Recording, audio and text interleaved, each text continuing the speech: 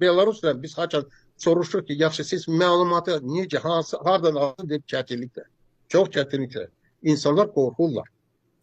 Bizdə isə hələ nisbətən, bu da biz çox sağ ol deməliyik ki, o insanlara kim vuruşur, mübarizəni davam edir. Hələ ki, bu mənada Azərbaycan bu mübarizədə hələ ki iştirak edənlərin var hələ.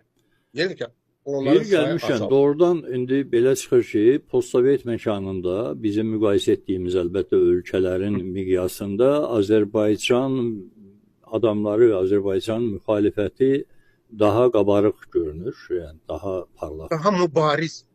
Daha mübariz o. Çünki tutam ki götürün Ermənistanı. Orada müxalifət hakimiyyətdən daha maliyyə baxımından güclüdür, pulludur, bunları var. Bizdə Azərbaycanda müxalifətçi olmaq deməli sən minimum kasıbsan. Sənə imkan verməyəcəklər ki, haradasa iş tapasan. Sənə tutam ki pul lazımdırsa imkan yoxdur səndə. Hətta belə bir haradasa dükanda çalışmaq. Tez təzyiqlər bu idarəyə yaxud yəni nəsə problemlər olacaq. Ermənistanda isə Paşinyan və onun komandasıların, onların yalnız dövlət resursları var. Belə bax, o Kaçaryan'da, Sarkar, bunlar oligarklar, milyonerlər. Gürcistan'da da müxalifət orada əlbəttə ki zəifdir hakimiyyətdə, amma imkanları var. Yəni kasıb deyirlər də, əlbəttə. Yox. Birincisi kasıb deyirlər, ikincisi imkanları var mübarizəyi aparmaq üçün. Azərbaycanda həm kasıbdılar, həm imkanları yox. Amma yenə də vuruşurlar da. Demək ki, vuruşurlar. Yəni hələ ki bizdə mübariz insanlar var. Biz bunu etiraf etməli və deməli, Allah şükür var hələ ki. Çünki mən qorxuram ki, sabah biz Orta Asiya, Rusiya, hətta Rusiyada yoxdur axı. Rusiyada misal üçün bütün o müxalifət üzvləri, onlar ölkəni tərk etdilər. Daha hansı müxalifətin lideri siz adı? Navalny dünyasını dəyişdirdi. Qalanlar isə Avropada yaşayırlar ya Amerikada. Dardı. İmkanları yoxdur. Eləcə də Belarusya. Onlar ya həbsxanadadılar, ya mühacirətdə. Bizdə isə, əlbəttə bizdə də mühacirətdə də var, həbsxanada. Amma hələ ki azadlıqda mübarizəni aparan şəxslər var, Allah şükür. Bu mənada Azərbaycan hələ ki fərqlənir, hələ ki. Yəni deyirəm həmişə hələ ki, çünki bu biz hüquq məsələlərlə, insan haqlarına məşğul və görürük ki, vəziyyət Azərbaycanda gündən günə pisləşir. Əgər hələ mən demirəm 5-10 il öncə, hələ keçən il nisbətən yaxşı idisə, bugün həddincə pisləşir. Çünki Trump hakimiyyətə gəldi. Bax, bugün biz məktub almışıq.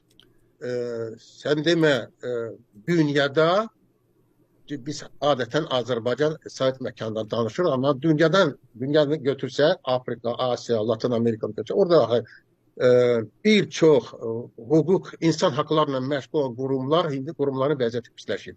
Çünki onlar maliyyə yardımı Amerikadan alırdılar. Trump tüm o maliyyə yardımını dayandırdı. Sizinlə böyük problem yaranıb.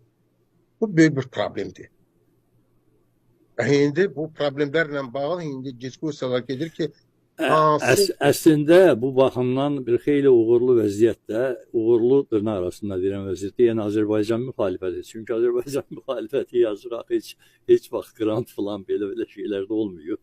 Ona görə öz inersiyası üzrə hərəkət edir. Yəni. Ən çox Afrika ölkələrə verirlər. Yaxın şərqə bəzi ölkələr, İrana, yəni verirlər. Latin Amerikaya ən çox.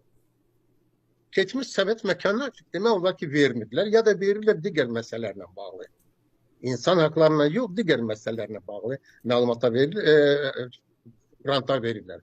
Əsasən misal üçün Azərbaycanla bağlı daha çox gedirdi Ermənistan Qarabağ məsələsi ilə bağlı, barışıq məsələsi ilə bağlı.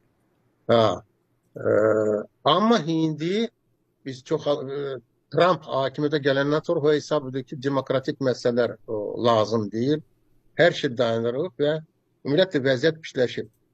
Yenə ki, Azərbaycanda hələ ki mübarizə gedib, amma vəziyyət pisləşib. Çünki İlham Əliyev hesab edir ki, indi heç kim ona təzyiq etməyəcək, indi heç kim insan haqlarına bağlı demeyecek bir söz. Sanki meseleler daha boş şeydi, onun için korkmur ve ona göre biz görürük ki represiya güçlenir Azerbaycan'da.